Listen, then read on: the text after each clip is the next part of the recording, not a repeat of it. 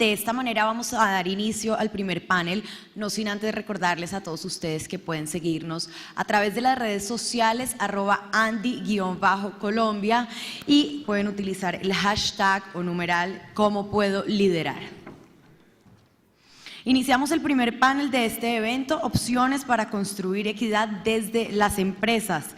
Para ello invitamos al escenario al doctor Virgilio Barco, director para Latinoamérica de Acumen, al doctor Diego Molano, director de la Fundación Bavaria, al doctor José Francisco Aguirre, director Compartamos con Colombia, y a la doctora Isabela Barrios, gerente de Arquitectura Social Estratégica de la ANDI.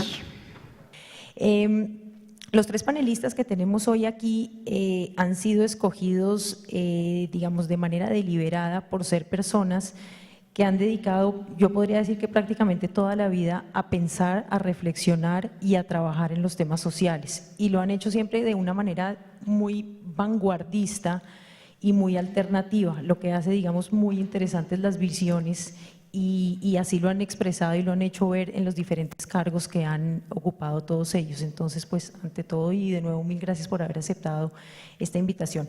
La manera como yo quisiera que manejáramos este panel es, voy a plantear como unas premisas e hipótesis iniciales en las que creo que todos estamos de acuerdo y después voy a hacer unas preguntas para que cada uno las conteste y abramos así un poco la discusión. Entonces, la primera premisa con la que creo que estamos de acuerdo los panelistas y que quiero que trabajemos es que, tal como lo dijo el alcalde Guerrero y como lo expresó Bruce también, no puede existir una organización sostenible en un entorno insostenible. Eso es digamos, como el primer tema que creo que tenemos que tener de base. Y en ese sentido, ¿cuál es el rol que desempeña el sector privado ante problemáticas sociales ineludibles? Es como la primera reflexión que quiero dejar para que la tengamos después y la aterricemos un poco en las respuestas. La segunda premisa fundamental con la que quisiera trabajar es que nosotros, por lo menos en Andy, y sé que esta visión, digamos, se comparte ya cada vez de manera más amplia en el sector privado y en diferentes instancias, es que la gestión social debe generar un valor para el negocio. Y en ese sentido, ¿cómo logramos desarrollar iniciativas de interés para la empresa con verdadero impacto social?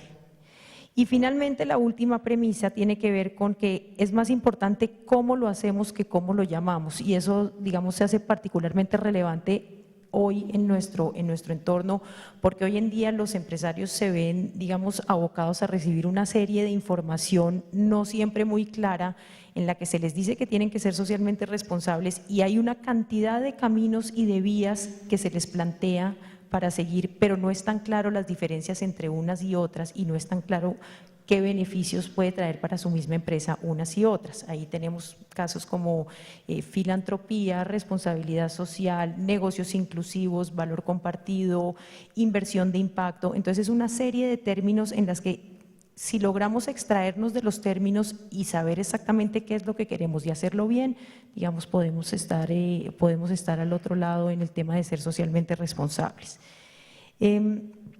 Yo quisiera aquí presentar, digamos, un esquema que con base en este es que yo quisiera plantearles a ustedes, digamos, las preguntas. Y es, si nosotros dividimos como en 4 grupos las maneras o las vías según las cuales los empresarios pueden ser socialmente responsables, las agrupamos de la siguiente manera. La primera es a través de los recursos resultantes del negocio y es lo que, digamos, tradicionalmente se puede conocer como filantropía y es simplemente en las empresas se destina parte de los recursos que se han generado en un periodo para hacer unas intervenciones o inversiones o donaciones de tipo social. Ese es como el primer bloque de acciones como lo hemos clasificado. Con relación a ese primero, yo quisiera oír de los panelistas cómo puede la filantropía realmente alinearse con una estrategia de negocios. Entonces, si quieres empecemos, José, como por tu percepción en este tema. Bueno, muchas gracias, Isabela, por la invitación.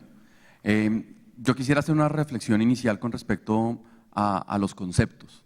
Y hoy sin duda nos vemos enfrentados a una cantidad de conceptos en todo este frente de responsabilidad social, filantropía, inversión social, inversión de impacto, valor compartido, valor extraordinario, negocios inclusivos, cadenas híbridas de valor, una cantidad de términos que han venido tomando relevancia y que de alguna forma han generado una discusión profunda en realmente cuál es el rol de la empresa y qué tipo de prácticas son las que realmente se deben incorporar en la inversión social y en las apuestas y los aportes que las compañías hacen dentro de todo este espectro en los retos sociales que enfrentamos.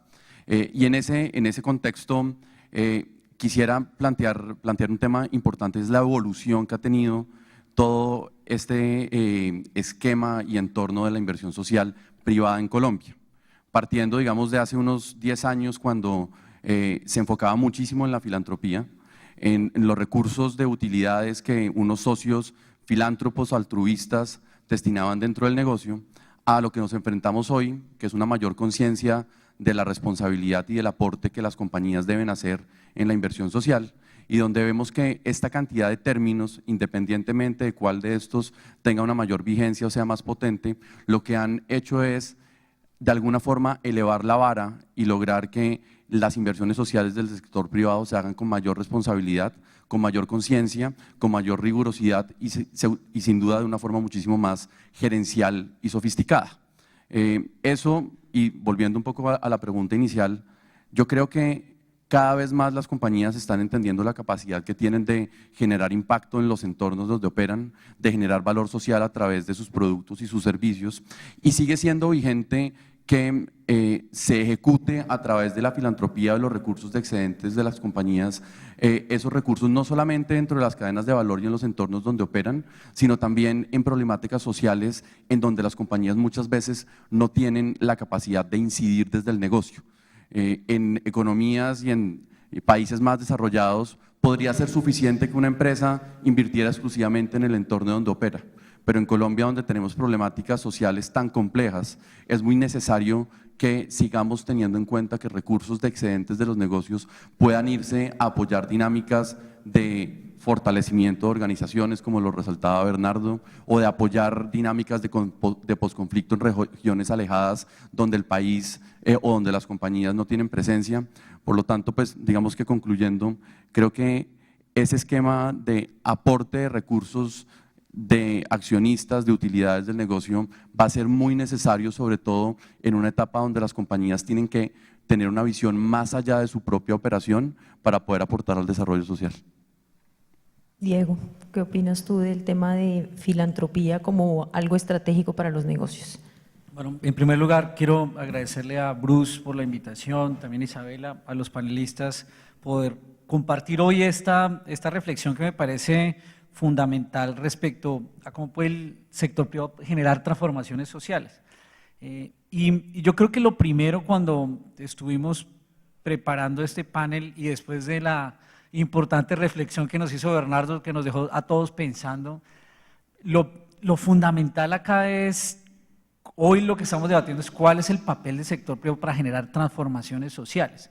Y todos estos conceptos o de filantropía o de inversión de impacto o de responsabilidad social, lo que tienen en la esencia central es cómo tenemos un actor, una organización como es una empresa privada que realmente tiene otro tipo de transacciones y tiene otro tipo de esquema en su desempeño en la sociedad. Esto es lo que hoy nos plantea Bernardo y yo creo que es en la esencia, si es filantropía, si es responsabilidad social, si es inversión de impacto. Al final lo que estamos buscando todos discutir es cómo tenemos una organización que tenga otro tipo de transacciones en la sociedad y Bernardo lo resumía con una transacciones que dignifiquen y transacciones que cualifiquen y cuiden la vida. Y la filantropía debe obedecer a eso. La filantropía es la esencia fundamental en ese sentido. Hace poco en un debate que teníamos sobre la responsabilidad del sector privado en el posconflicto, mirábamos cómo si uno realmente asume lo que decía Milton Friedman respecto a lo que veía ser la filantropía, él básicamente decía, no debe haber filantropía en una empresa. Si una empresa hace su tarea bien, si tiene recursos excedentes para darle plata a alguien, o es porque le está quitando plata a sus accionistas, porque le sobra esa plata, ¿O es porque le está cobrando más a sus consumidores porque no tiene precios adecuados? ¿O es porque no le está pagando adecuadamente a sus empleados? No debería sobrar plata para hacer filantropía. Pero ese era el valor que tenía la sociedad o pensaba la sociedad hace un siglo. La verdad es que hoy la filantropía y el hecho de que una empresa desarrolle otra nuevo tipo de transacción o organización con unos recursos excedentes es fundamental, pero tiene que evolucionar a entender que esos recursos y ese apoyo debe ser parte de su cadena de valor, inclusive ese tipo de filantropía, esos recursos que se tienen adicionales tienen que estar asociados a unos propósitos fundamentales en los cuales se siente la compañía, la empresa, en los cuales puede contribuir o porque están asociados a su negocio o porque siente que son las transformaciones que tiene que tener la sociedad en el futuro o porque prioriza la pobreza extrema o porque prioriza la primera infancia o porque prioriza la educación. Pero inclusive esos recursos de excedente deben tener un propósito, deben asegurar una transformación social. Virgilio. Sí, también muchas gracias por la invitación. No, yo estoy de acuerdo con José Francisco y Diego. Creo que la filantropía es un camino absolutamente válido para las empresas. No todas las empresas necesariamente tienen que excursionar en el valor compartido. Yo lo que sí pienso en eso pues totalmente de acuerdo con Diego es que para tener impacto sí es importante hacerlo de una forma estratégica, entonces establecer un foco, idealmente aliarse con otros que ya lo están haciendo para sumar esfuerzos, no hacerlo independientemente, investigar, entender bien la problemática, hacerlo con humildad.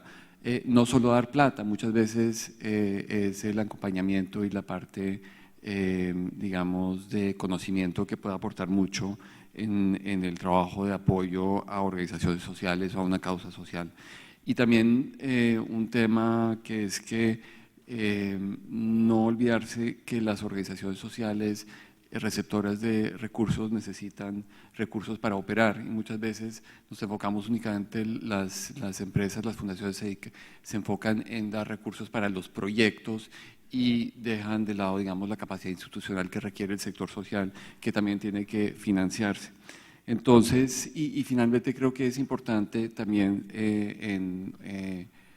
si una empresa va a destinar recursos a actividades filantrópicas es establecer unos criterios claros de medición y de evaluación y hacerlo con la seriedad con que hace la medición de sus actividades económicas. Bueno, si pasamos como al segundo esquema que pueden tener los empresarios para ser socialmente responsables o que pueden decidirse a transitar ese camino, es aquellas empresas o instituciones privadas que deciden mitigar los impactos negativos que tiene su negocio. Y esto probablemente, digamos, es un caso que se puede ilustrar más en las empresas que son de tipo extractivo, es, digamos, donde se hace más evidente este tipo de acciones. Y ahí yo quisiera oír de ustedes qué opinan sobre si deben las organizaciones ir más allá del cumplimiento de los marcos regulatorios. ¿Y por qué? ¿Y cuáles son los principales desafíos de las organizaciones para el trabajo con comunidades una vez se deciden a hacer este tipo de intervenciones?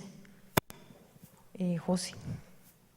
Bueno, yo creo que en ese punto hay un debate muy profundo y es la mitigación de impactos negativos del negocio, tanto en el ámbito social como ambiental, debería ser lo mínimo para que una compañía pudiera operar.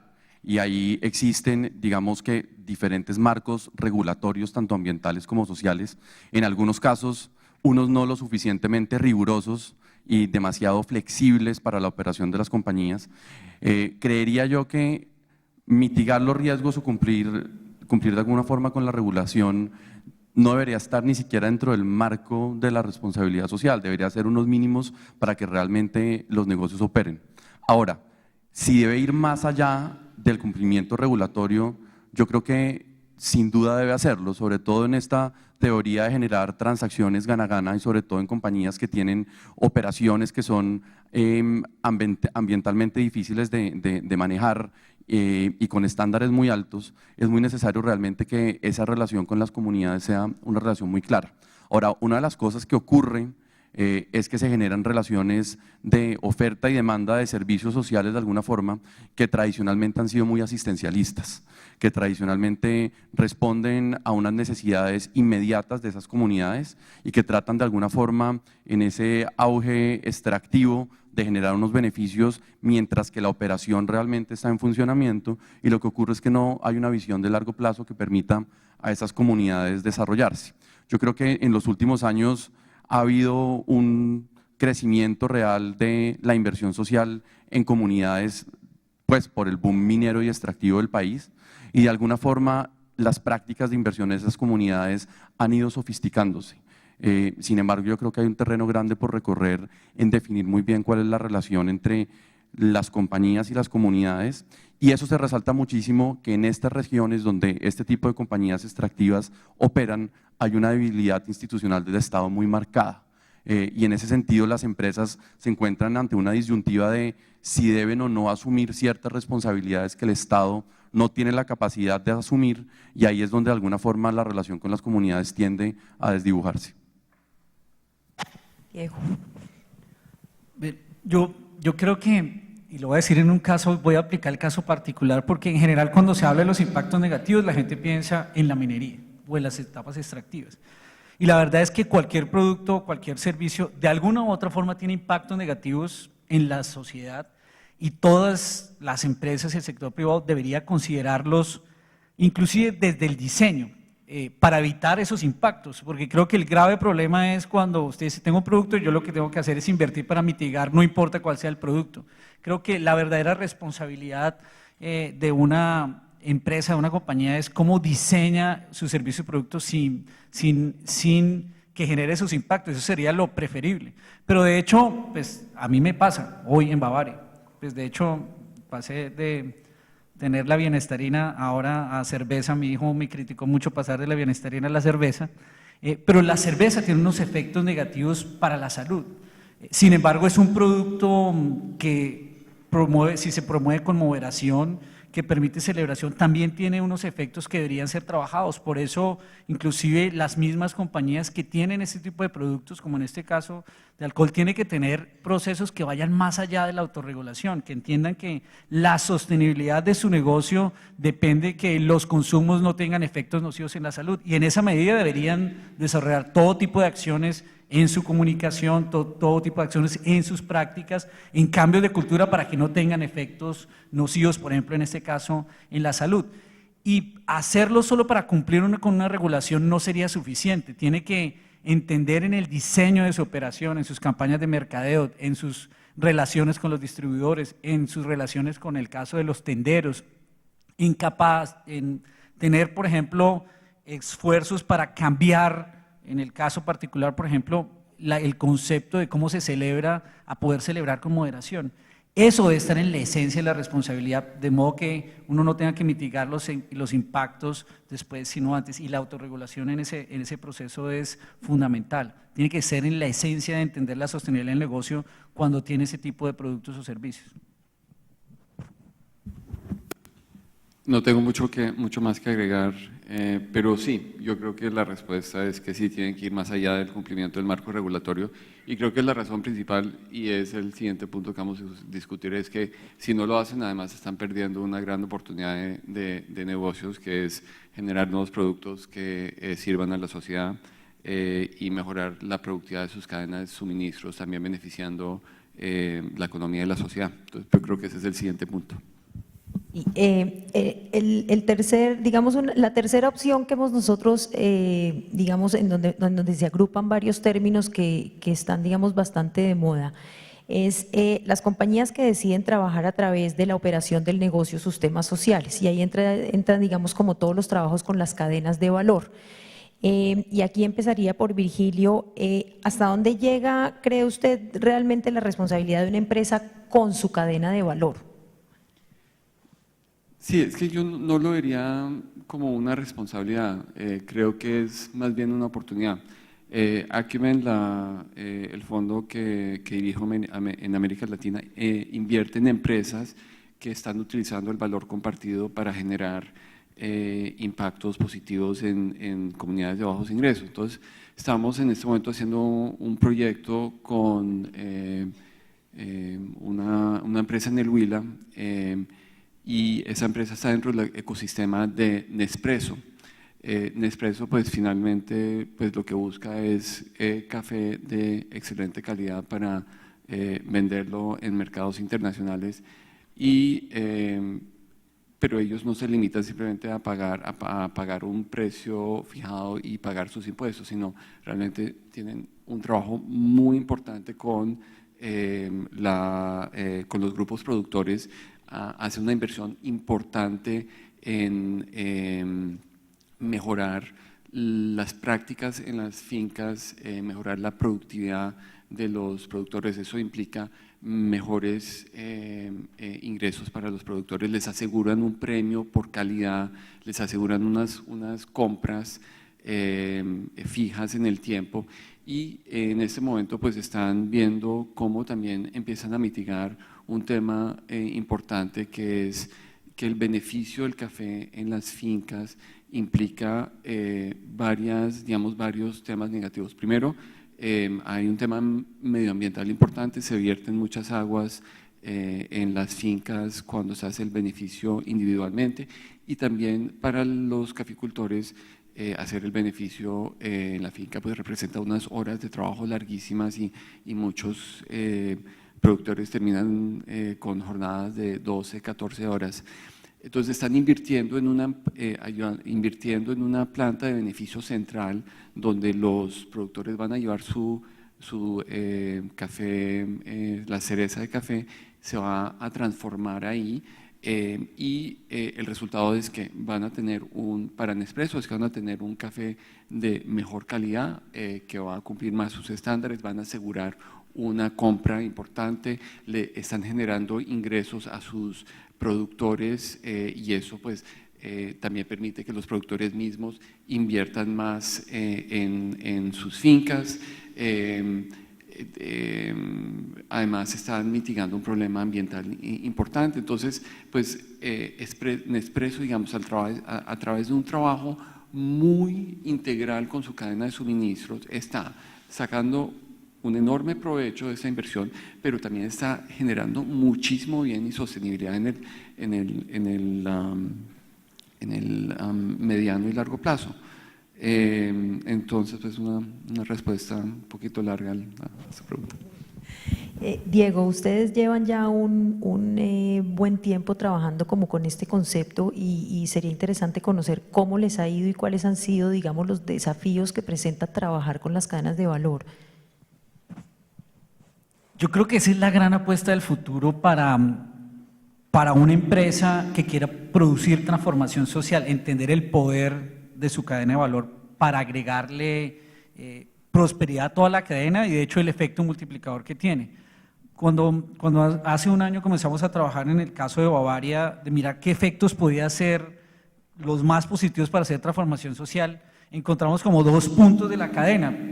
Había una plata de inversión social, pero si uno decía dónde podemos tener mayor efecto multiplicador, eran 2 puntos claves.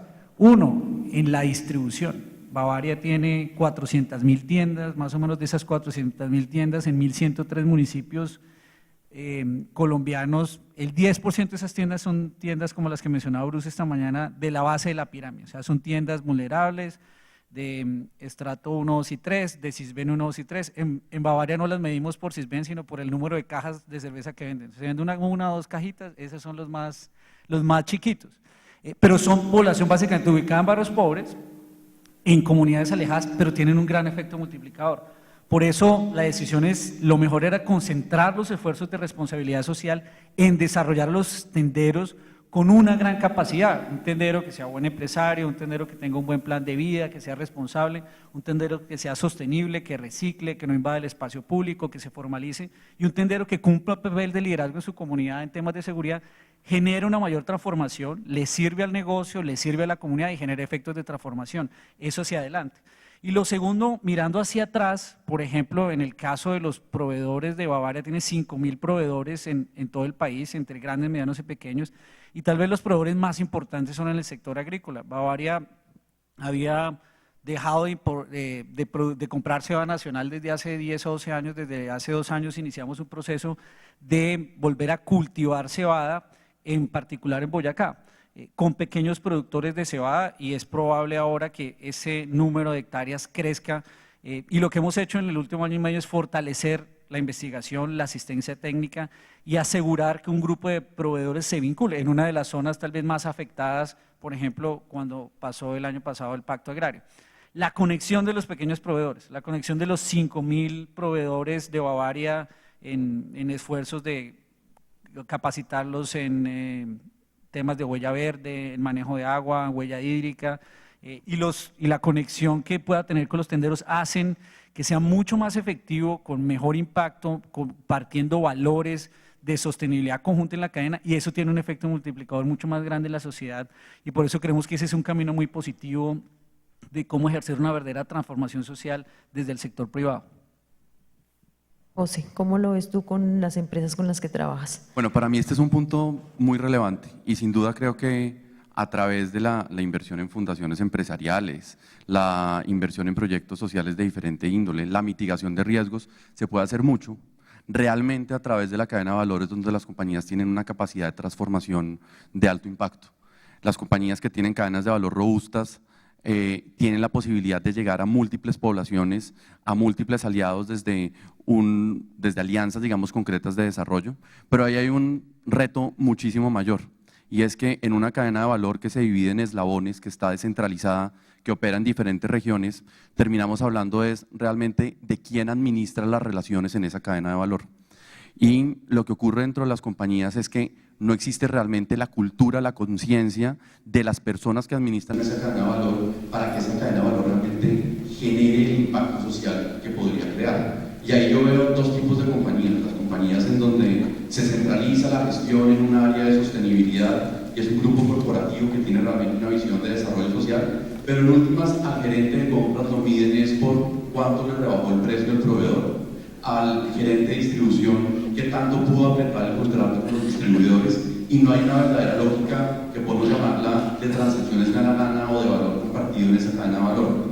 Por eso pues quisiera resaltar que el gran reto que está en este punto en particular es la generación de una cultura corporativa empresarial que trascienda las métricas tradicionales de negocio y que lleve realmente a que estas cadenas de valor generen un impacto social más allá de lo que generan una mera transacción económica. José, y pasando al último, digamos, al último esquema que se podría llamar como el más vanguardista y en el que el mundo tal vez está como dando últimamente mucho de qué hablar, es la innovación para generación de nuevos negocios, y nuevos negocios que tengan un propósito social antes que un propósito de ganancias o un propósito económico. Ese, digamos, es un campo que se está empezando a explorar en Colombia. En el mundo ya lleva un poco más de tiempo, pero también ahí hay unos inmensos desafíos y unas oportunidades gigantescas. Y ahí quisiera que Virgilio nos diga qué incentivos tienen las organizaciones para realmente explorar este tipo de negocios. Pues creo que los incentivos son todos. Pues, el principal incentivo es que puede ser un gran negocio, y además es una forma sostenible de tener impacto social. Es curioso, nosotros como fondo de inversión, lo que estamos encontrando son más bien empresas pequeñas, medianas, que están haciendo eso e invertimos en ellas, y no hay ninguna razón para que grandes empresas no hagan lo mismo, y son empresas que todas han encontrado en la base de la pirámide una oportunidad fantástica de generar ingresos, pero también de tener impacto social. Les doy un par de ejemplos, dos de afuera y uno de Colombia. Tenemos amigos, invertimos en África una empresa que se llama SolarNow. Es una empresa que lleva paneles en soluciones solares individuales para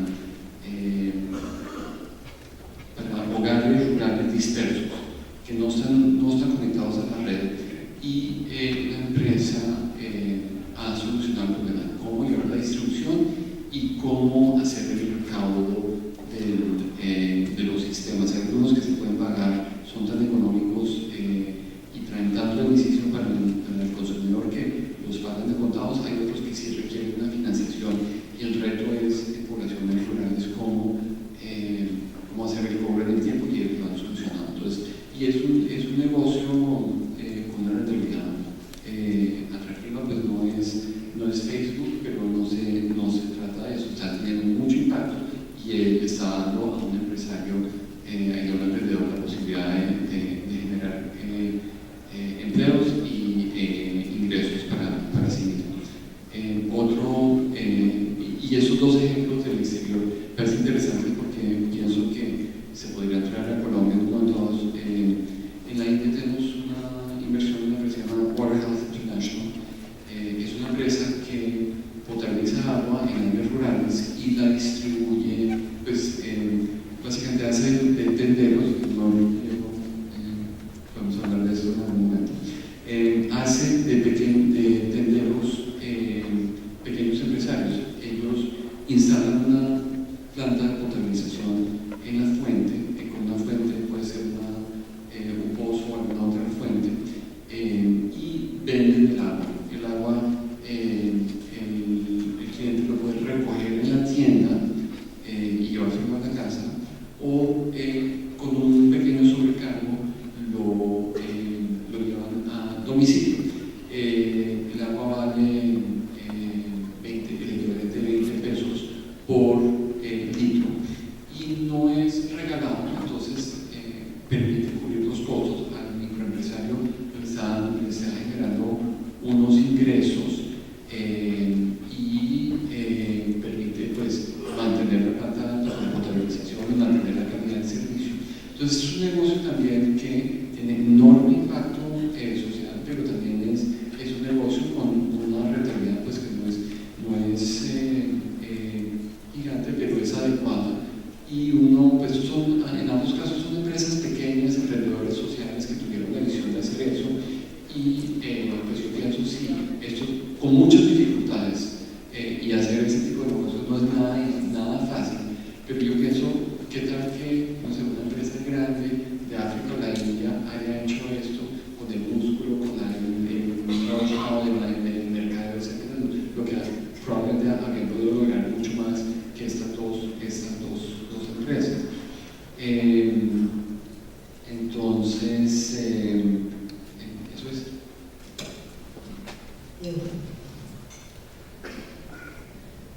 Yo allí quisiera generar pronto una polémica, porque ahí hay un riesgo cuando se habla solo de la orientación a los negocios de la base de la pirámide y lo que veíamos en la pirámide que presentaba Bruce. Pues, en Colombia tenemos hoy el 8% de la población en pobreza extrema, casi el 28% en pobreza. Es un grupo muy grande de nuestra sociedad, de la población.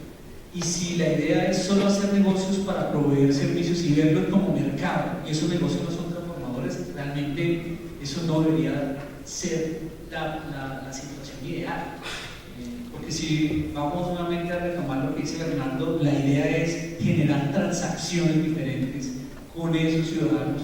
Pues no solo es una venta más, porque son muchos en la población y porque somos una base, sino que la transacción debería ser transformacional con el tipo de servicios que lleguemos. Por eso es mucho más válido si esos negocios en la base de la pirámide son para que realmente le ayuden a construir esas capacidades que requieren, que son servicios que les permitan organizarse mejor, que sean servicios que los ayuden a desarrollar algunos de los problemas o las brechas que existen en los diferentes estados. Si son esos servicios vale la pena, pero si solo el enfoque es porque son un mercado amplio y no estamos haciendo transformaciones, realmente ahí deberíamos cuestionar el tipo de ética en el desarrollo de ese negocio. Y lo segundo, sí creo que además del negocio, a lo que debería evolucionarse mucho es apoyar el tipo de emprendimiento social que hace esa transformación.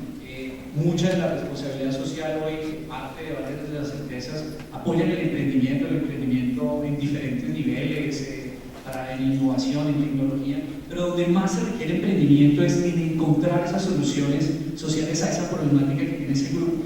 El apoyo a ese tipo de emprendimientos que no necesariamente están asociados al valor del negocio de la cadena. También es necesario tenerlo ahí, porque hoy hay una cantidad de profesionales, jóvenes, todos estos que llamamos de la generación de los millennials, que su objetivo en la vida ya no es tanto producir recursos, producir riqueza, tener utilidad, sino generar soluciones sociales. Tienen la formación, están en un ambiente diferente, están comprometidos con principios de sostenibilidad, pero no tienen el ecosistema que está apoyando ese emprendimiento y soluciones sociales. Además de la base de la pirámide, creo que esos emprendimientos sociales requieren ser apoyados y podría ser una tarea fundamental en el ejercicio de innovar en la generación de esos nuevos negocios. José. En este punto de innovación para generar nuevos negocios podría pues, hablar de cómo hemos visto nosotros transformaciones en ciertas compañías. Y lo que vemos es que tradicionalmente una empresa cuando va a abordar y analizar un nuevo negocio, pues tiene unas métricas que son principalmente financieras o de mitigación de riesgos. Se evalúa cuál es el margen de vida, se evalúa qué potencial de escala y crecimiento tiene, se evalúa qué tan rentable puede ser en el largo plazo, qué tan alineado está con la estrategia del negocio, pero tradicionalmente no se incorporan los elementos de creación de valor social dentro de los indicadores y las métricas que se analizan en los negocios. Podría resaltar que en un grupo de compañías con las que hemos venido trabajando, la gran transformación que hemos visto es entender los nuevos negocios con un marco diferente. Un marco en donde sin duda los elementos económicos y la rentabilidad financiera priman sobre el resto de los elementos, porque pues no se puede agregar valor social en modelos que no tienen la posibilidad de ser sostenibles y de generar escala. Pero al incorporar unos elementos adicionales de análisis social y ambiental dentro del análisis de esos nuevos negocios, realmente se crea una cultura de inversión más responsable, pero adicionalmente se logran los impactos que las compañías antes no analizaban y que hoy en día se están empezando a ver realmente. Bueno, muchas gracias. Yo quisiera, digamos, como cerrar con una última reflexión y oír un poco de ustedes lo que piensan al respecto, y es claramente lo que nos muestra todo lo que hemos hablado en este panel es que no existe una única manera para hacer las cosas, existen varios caminos y todo depende del tipo de compañía, del tipo de entorno en el que está. Y hay diferentes maneras para que el sector privado se involucre en generar transformaciones sociales.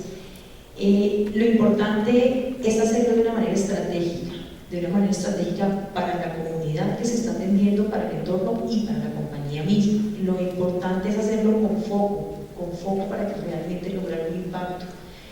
Lo importante es hacerlo de manera que sean proyectos o intervenciones sostenibles y que tengan algún tipo de impacto que sea de alguna manera medible. Y ahí mi última reflexión es cómo logramos llegar a que cada peso que los privados inviertan en los temas sociales se analice con la misma rigurosidad con que se analiza cada peso que se invierte en el negocio. Ese sería, digamos, como el sueño que quisiéramos, ya teniendo en cuenta que los temas sociales estuvieran muy como en la médula de las empresas. Entonces quisiera hacer como esa última ronda alrededor de esta reflexión, si quiere Virgilio. Es difícil, es súper difícil porque, digamos, hay, por un lado, los negocios y hay balances y hay payheads y hay toda una forma muy clara de hacerlo. Y luego, por lo menos hablando de la filantropía, pues regalamos la plata y los indicadores son más como, no son resultados, sino son más bien número de capacitaciones que se hicieron, número de beneficiarios. Entonces hay una divergencia en la forma de pensar la parte justa y la parte social. Entonces, una empresa que va, digamos, que quiere implantar un esquema filantrópico que me parece absolutamente válido, y hay muchos temas en el país que nunca van a ser un negocio inclusivo y que requieren recursos y tienen que de alguna forma trasplantar esa cultura de medición y de evaluación a la parte de filantropía, en la parte de las cadenas híbridas y digamos del tema que estamos hablando al final. También hay retos muy importantes y José Francisco hablaba un poco de cómo en muchas de las empresas la cultura que impera es más la financiera que la de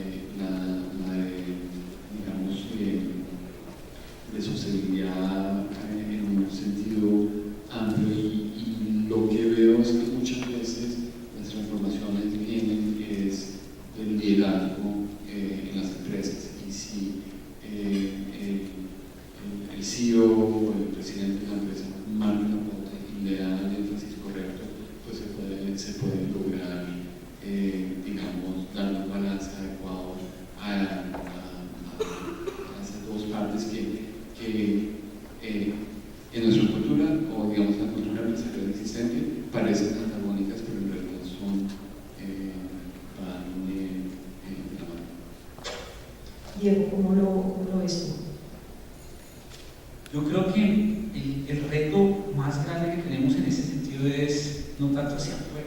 O sea, en las empresas, como lo decía José, la tensión entre el área de responsabilidad social y sostenibilidad y la tensión con el área financiera de mercados es enorme.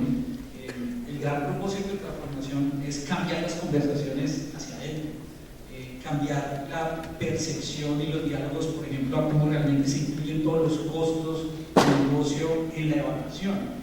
Y esa es la gran tarea para asegurar que después la transformación social se dé hacia afuera. Y es parte del propósito de cómo se logra que al interior, un área de mercadeo, entre vender más, y los impactos que eso tiene, o producir más barato sin necesidad de medir las consecuencias que eso puede tener, se debe. Por supuesto, la empresa tiene que ser rentable, pero hay que hacer un ejercicio de que incluyan todos los costos y se consideren en el desarrollo de los proyectos, y por eso la tarea de muchas de las áreas de sostenibilidad y responsabilidad social no es tanto solo hacia afuera, es mucho hacia adentro, de generar esa conciencia, ese diálogo, la inclusión de esos nuevos costos que hacen que la transformación social se dé. Y si eso se logra, realmente va a ser un ejercicio de responsabilidad total o de filantropía o de valor compartido que está incluido en la forma como opera en esas nuevas transacciones que desarrolla pues, esta organización. Para cerrar.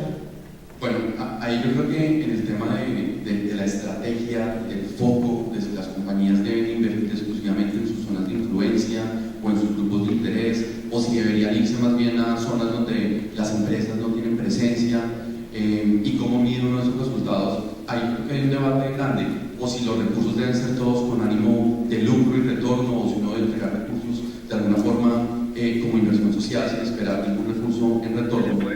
Eso es un debate abierto. Yo creo que cualquier tipo de estrategia de este estilo desde una compañía pues es legítima.